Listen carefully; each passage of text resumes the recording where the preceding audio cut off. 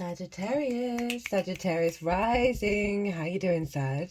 This is a little mini reading for the Capricorn solstice portal.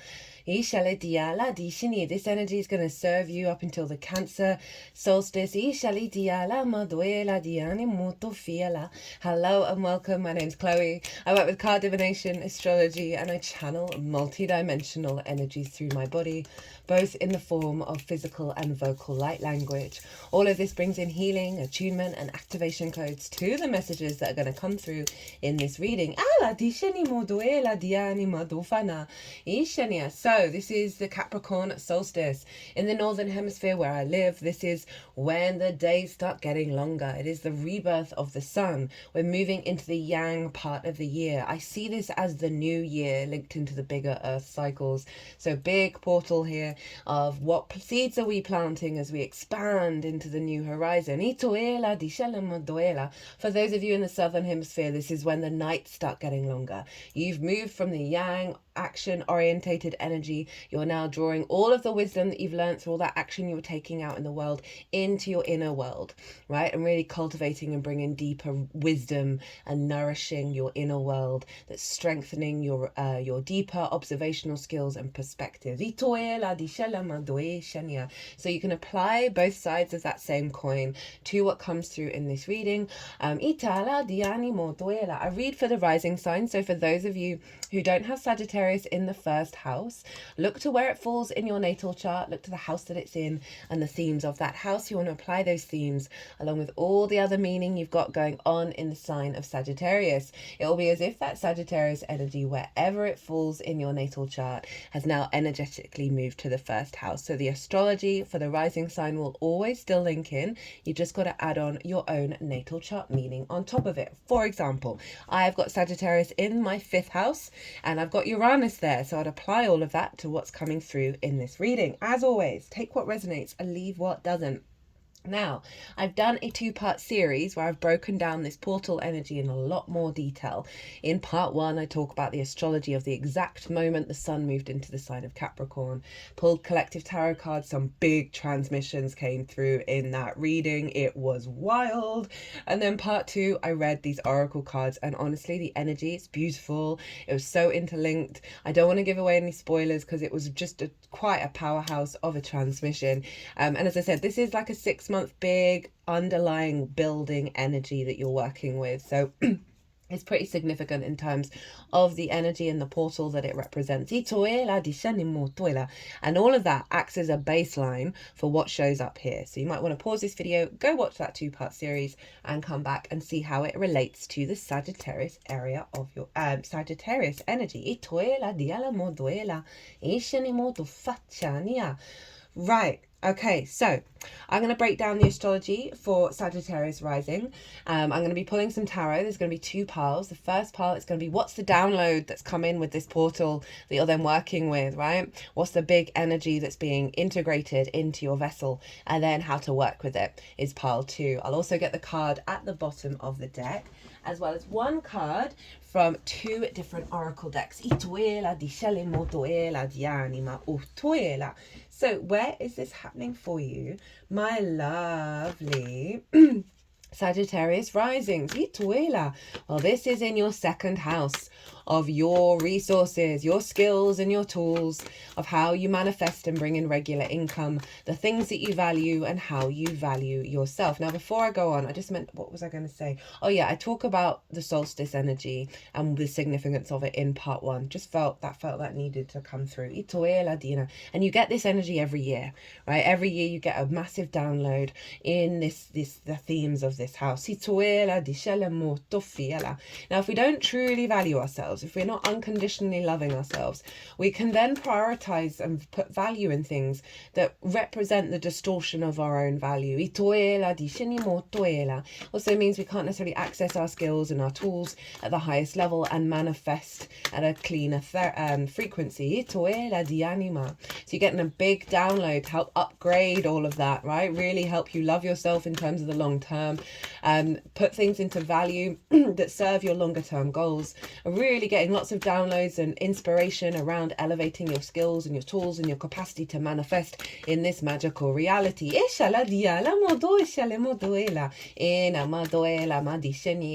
So really strengthening this energy with those themes, with what this download is all about. Now the sun was square, the nodes in Aries and Libra. Aries for you is in your 5th house of your creation energy, your house of joy, your pleasure, your amusement, your games, children, both literal and figurative, such as your inner child, and romance, dating and love. It's your creation energy. Everything else stems from that, how you create from your unique perspective. We're striving for new territory in that regard. The South Node was over in your hopes and dreams, friends, groups and alliances, and reaping the benefits from your 10th house. Which is your career and life path. A real refinement of your hopes and dreams. Ooh, a real sense of activation around how you really want to show up in groups rather than being conditioned by the groupthink. Really finding a deeper nuance and resonance of what you're reaping from your life path. And this sun is square that energy, so it's building in terms of your skills and your tools, so bringing your creative energy in, your sense of pleasure and joy of loving yourself, deep inner child work, being really creative in how you elevate your skills and your tools, as well as facilitating your capacity to create and manifest your hopes and dreams. Now we want to look to where Saturn is, because wherever Saturn is, Saturn rules Capricorn, is going to be influencing what's going on with this transit.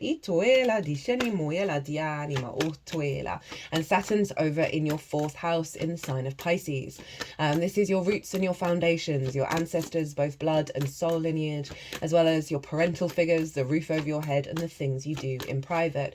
So Saturn's really been strengthening those root systems, those foundational spaces. You may have had some difficulties during this transit, but trust and believe. All Saturn wants is you to walk your talk, be integral and committed to your own legacy. And this is the legacy of your root system, so you can grow and expand in the world, right? Reorientating how you feel safe and secure, deeper connection with your ancestors, working through issues with parental figures and really elevating those relationships. Having that Saturn energy at the root system of you being able to, this perhaps might be you working from home quite a lot, or really working and honing your skills and your tools during this transit, as well as working through those wounds of from the ancestors or the parental figures where you don't feel valued, right? You don't value yourself, you don't honor what you bring to the table, right? Even if that's not like a really loud energy within you, this particular frequency can really help do that real even further deeper inner work around that. So it's getting a lot of wisdom from the ancestors of bringing that forward into your skills and tools.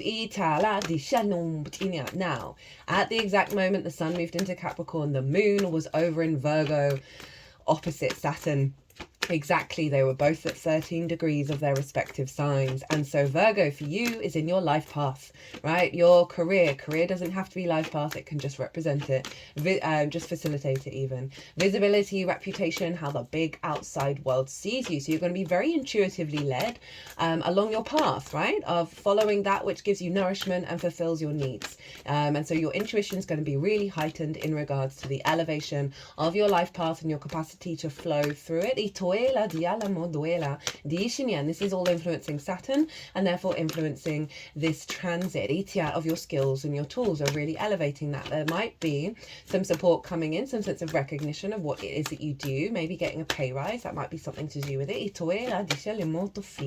But just overall, just feeling more intuitively confident of how you can facilitate your life path based on your deepening of your own value and an upgrade of your skills and your tools. They were both square. Mercury over in your sign, Sag, and Jupiter over in the sign of Gemini.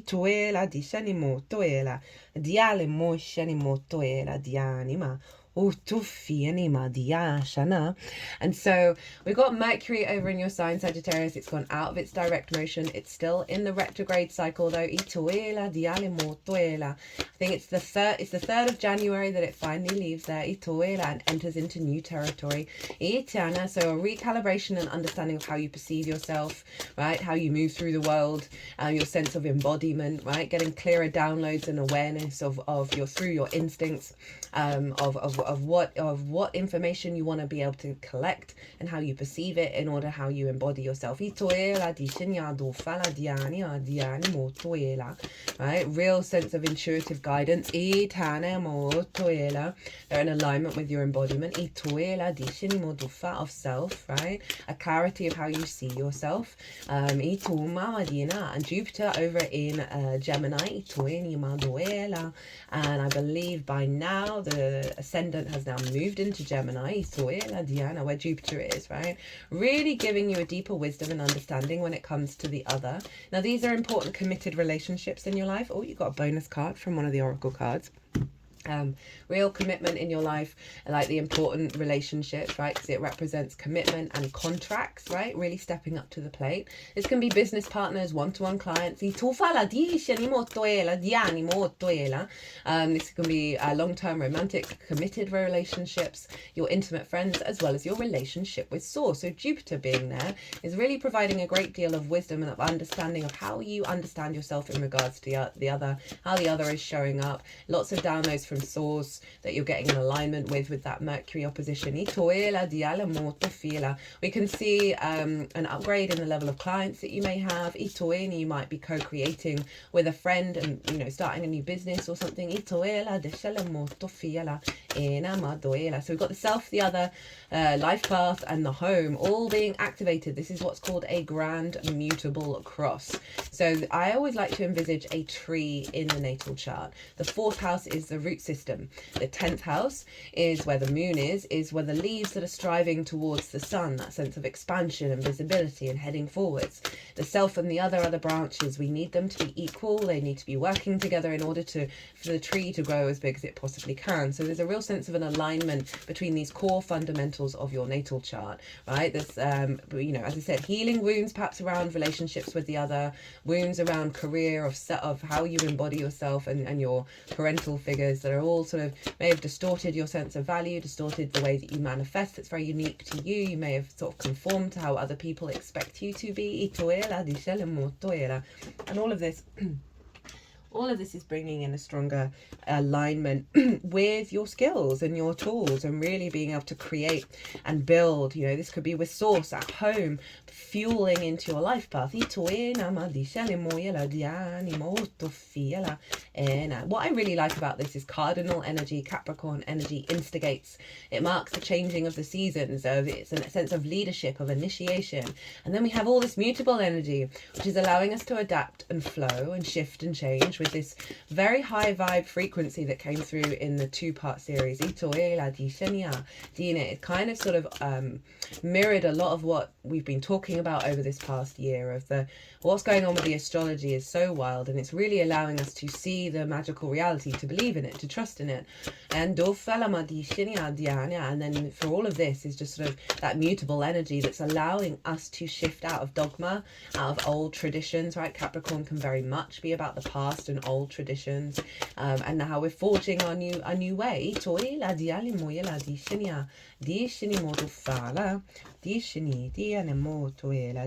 You also got another bonus card from a different oracle deck. Right, my lovely Sagittariuses, what's the download?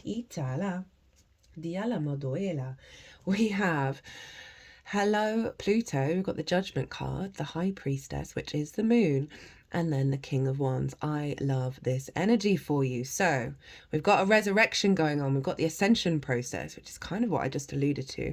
You see here, these are all the dead.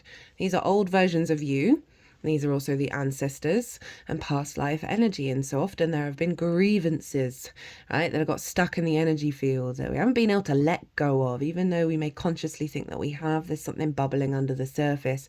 Now, whenever this card comes along, it represents the release of those wounds, right? The dead are being raised up to this higher perspective of the mountains and also the angelic frequency. It is about the ascension, the leveling up, right? So you've got some big leveling up around how you value yourself, around your skills and your tools, and how you manifest and what your resources are capable of being able to achieve. I often find, did I already mention this? I may or may not have done, that the 11th house, where the south node is, can often really struggle because there's something fundamental within us that isn't able to receive, right? Receive those hopes and dreams manifesting, receive the benefits from the 10th house being received in friends, groups, and alliances, because it squares the second of how we value ourselves, right? So there's something really deep here. And also along with that creation energy. And are you worthy of pleasure? Are you worthy of joy? Are you worthy of fun, amusement, games, of play, of your creative energy to be seen, to be visible, to be a part of your life, right? Sometimes we can be workhorses, especially with the Capricorn energy, where there may be a focus on that then distorts the way that you tap into your creative energy, right? Rather than being in a healthy balance, we can also lead to addiction in that 5th house.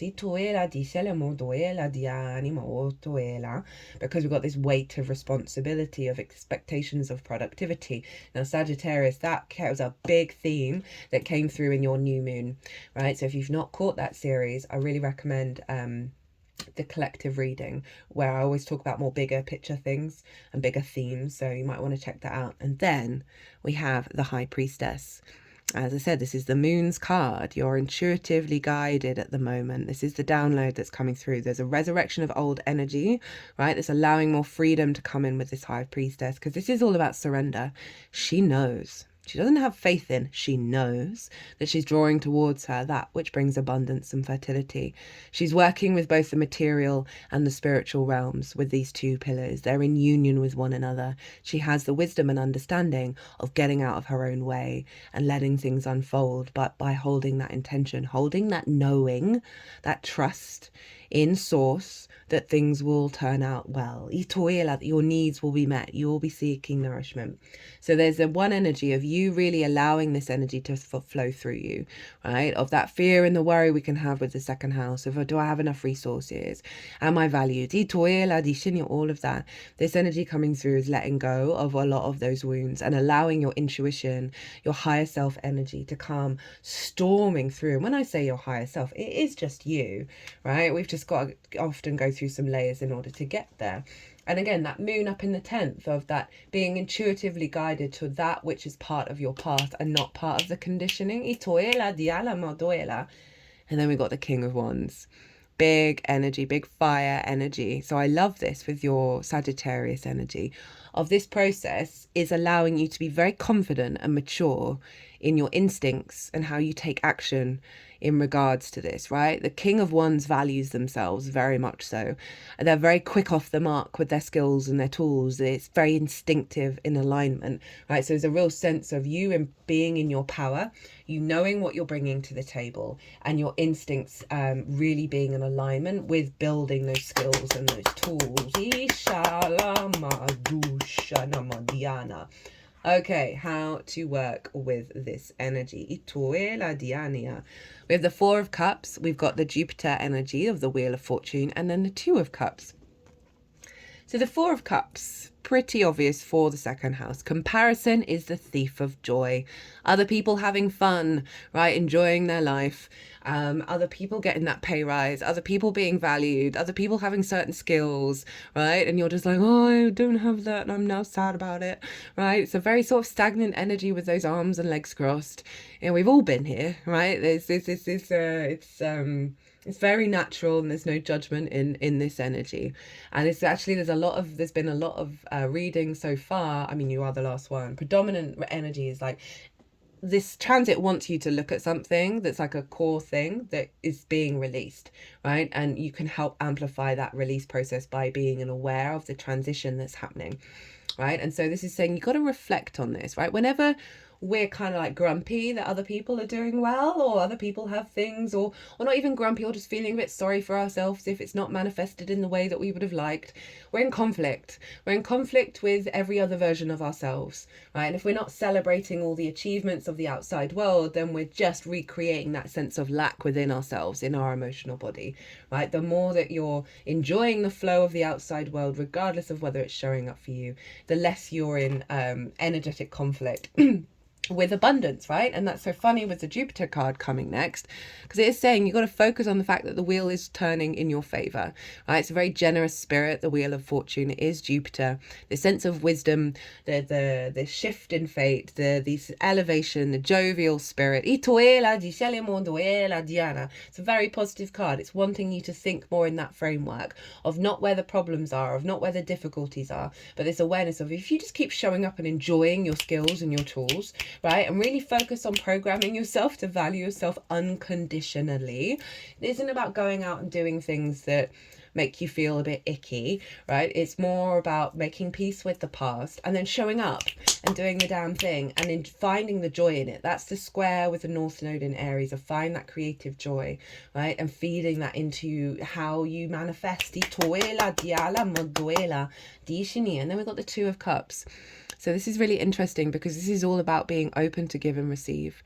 These two figures are standing eye to eye. They are equal. They're respecting each other. They're honoring each other. And they are both open to receive and give with that sense of respect. So this is about cultivating the inner frequency within yourself, the feminine, masculine, and spirit, doing some deep healing and operating from this space of that you're open to receive from the universe, right? And so there's that's a really beautiful energy. You know, we're also bringing in the 5th and the 7th house. So for some of you, this can very much, and also the 4th as well, of like love languages we learn, where we might feel that we're not worthy of receiving love, right? Whether that be from source or from somebody else.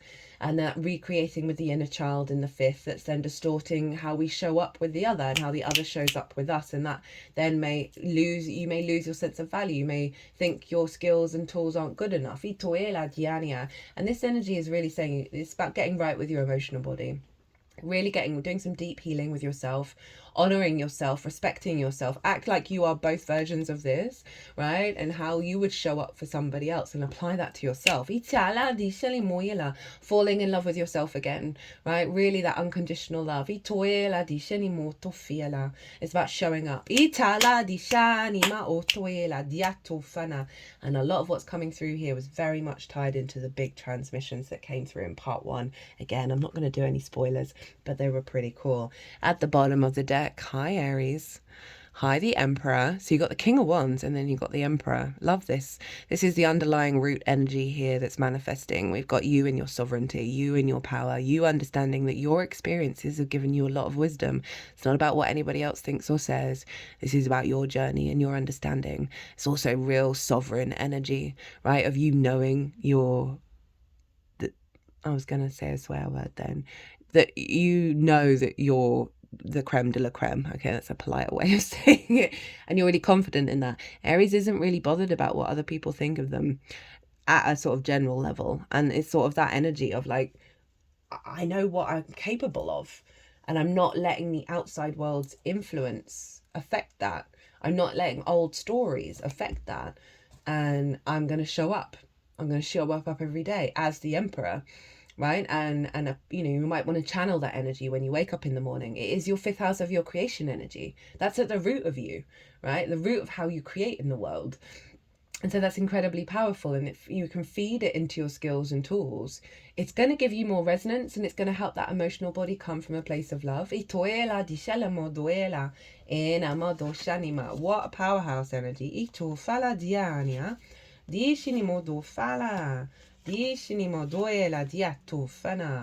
Yeah, love this, right? So when we get out of the way of ourselves, when we surrender and soften, that's when the instincts come through, the true instincts, right? Rather than the planning and the fearing and the over worrying. They really want you to get out of your emotional body in a way that is moving away from love, and they want you to try and find the joy and the resonance and the perspective that even if things don't look like they're going well, source has got your back, right? And try and really hold space for that allows you to be free and autonomous. Right, so they've put the oracle cards in the order they would like them to be read, and we've got first up 2 in order from Rainbow Brainskull. All the decks that I use in this transit are all in the description box, by the way, if any of them take your fancy. Not Enough, the Everyone Story. Of course you think that you need more. When has anything ever been enough? You're not missing anything. You're just evolutionary wired to focus on lack. Luckily, so is everyone else, so have a laugh about it. So yeah, that's how kind of confirming that sense of that 4 of Cups, right? That we're all in that boat. And I love the little advice of laugh at it and then realize it's sort of a joint story that we're here to break, and moving away from that sense of scarcity and allowing more of the play to come in and more of the joy to come in. And obviously that's going to free up so much space for you to then start manifesting from a clearer understanding. Right?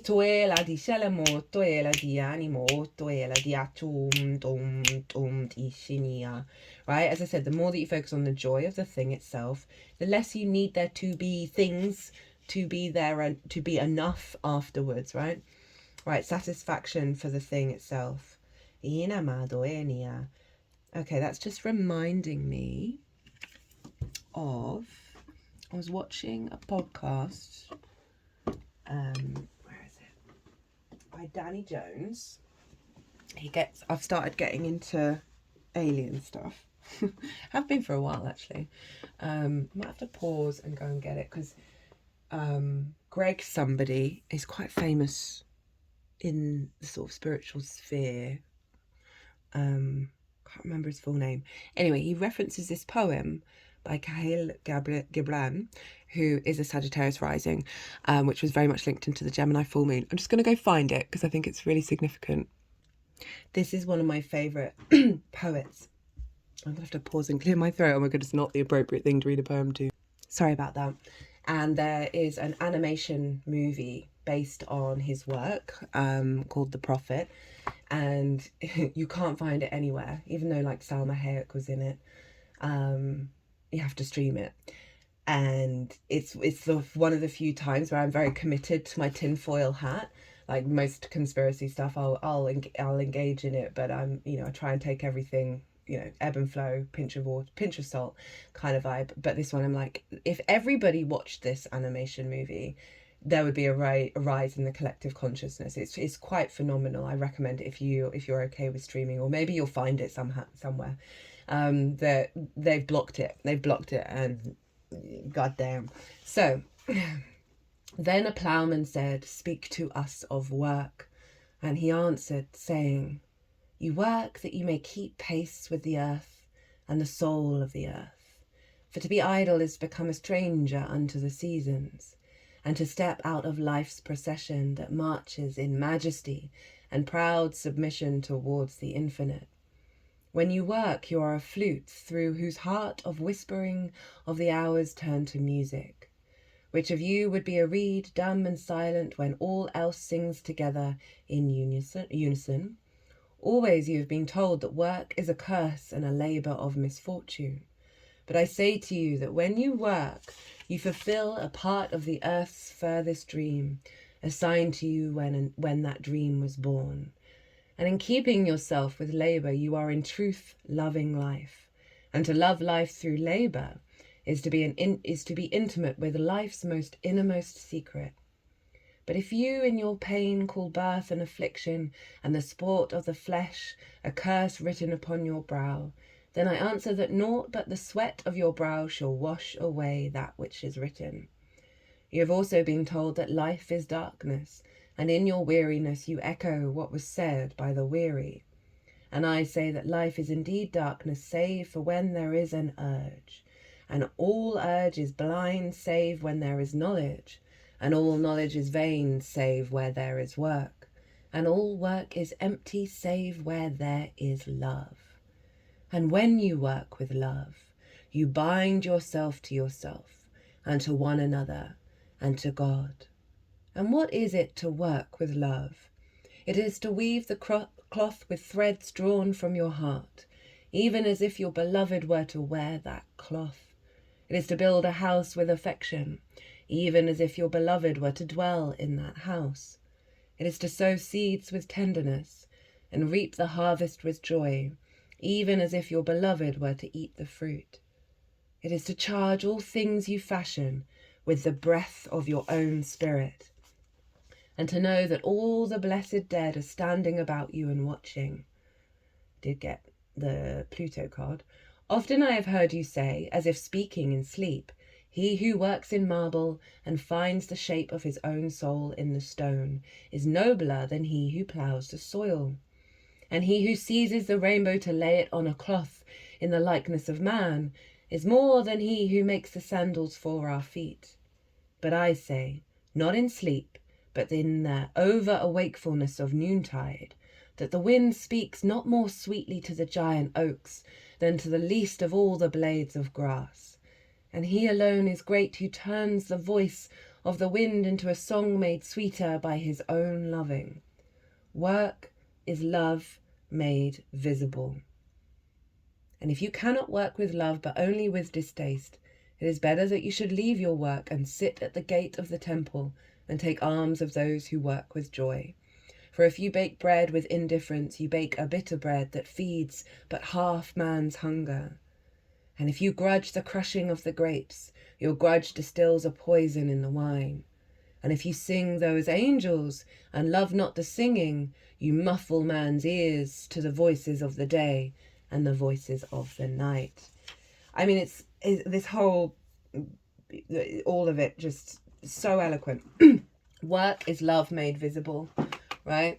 So finding the way to infuse that into your life, of getting out of the lack mentality, of the sort of, perhaps you're not in the work that you would like to be in, perhaps your skills you aren't feeling that they're being utilized or valued and respected, and just finding a way to reorientate yourself back to love within yourself, and getting out of conflict of whatever situation you're in right now, and finding that joy, which will, as I keep saying, free up so much space for Source to come in and co-create, rather than be met with resistance. Atu tashinia, atu mia dianima, anima dushinima dianima, ishanima otoela.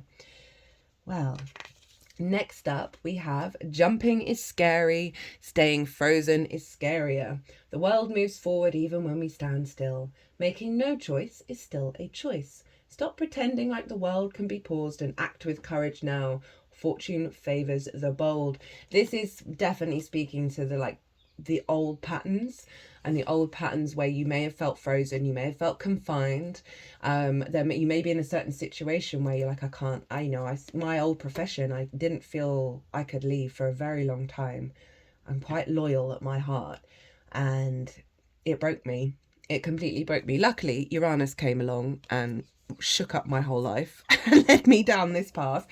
But I think finding that love and jumping into that love is scarier than being in a frozen state of shoulda, woulda, coulda, or regret, or externalizing and observing what other people have and diminishing your own inner abundance. So we have 2 oracle cards from the Shaman's Dream Oracle, and we have in the hand, the universe is your partner. Feeling secure, taken care of, the universe is your partner. Something amazing happens when you contemplate your intimate relationship with your higher power. How do you engage it? Perhaps you might have seen things through the influence of your religious background, or you may have been exposed to other ways of making that connection real for you. It doesn't matter the source of your understanding. What matters is what works for you. For example, if you believe in a punitive God, you'll be afraid of punishment for your transgressions. If you believe in a version of a higher power that blesses you, you may find it easier to surrender to a relationship of radical trust. Right now, if you imagine relaxing, curled up in the hands of the divine, how does that make you feel? Can you then turn over your needs and desires to that divine power and trust that you are safe and secure and don't have to do anything at all to feel that way? Grace is activated in your life now. You're in good hands.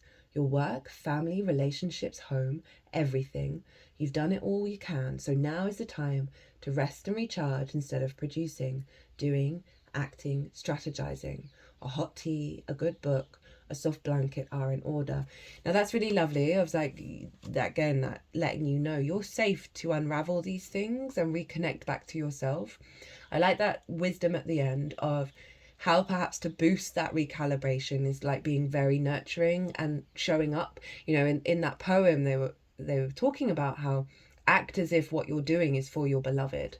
And I want you to do those acts as if you were doing them for your beloved, but for yourself. Like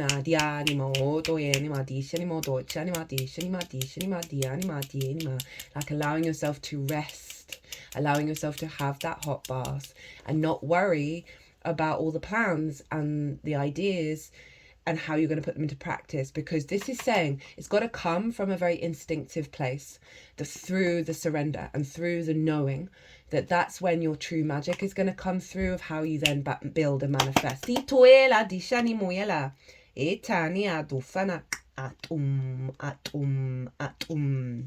Final card.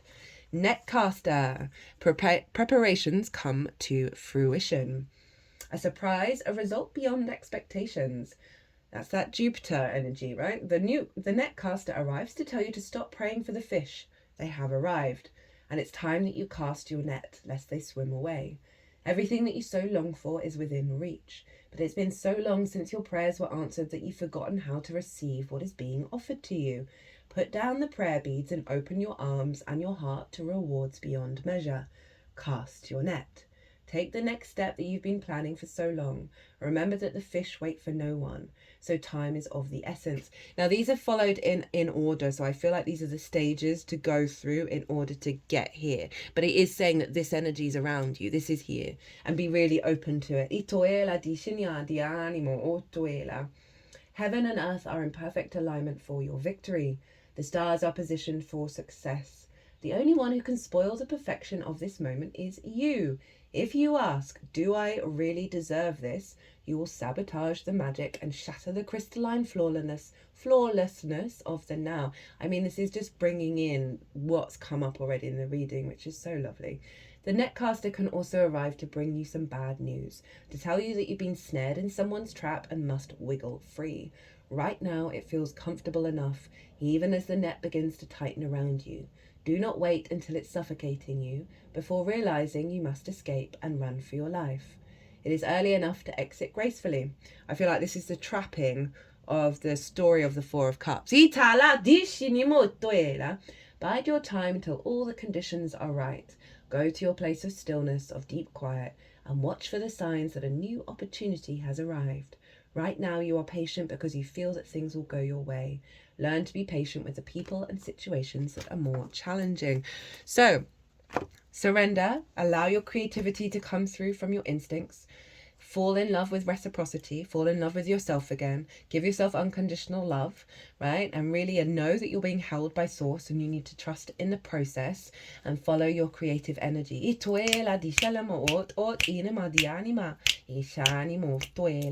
intuition is going to really help you with the next stage of your life path.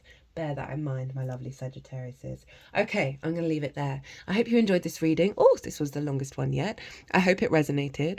If it did, hit that like button. Leave me a comment. Oh, it brings me so much joy. But other than that, I think I mentioned, but if I didn't, there is 50% off all personal readings linked into the Mars retrograde. And if you want to take me up on that offer, email me directly. If you want just another personal reading not based on that retrograde, my website is in the description box. And again, if you want to pay by PayPal, email me directly. But other than that, Sagittarius, be good to yourselves, be good to those around you, and safe travels until we meet again.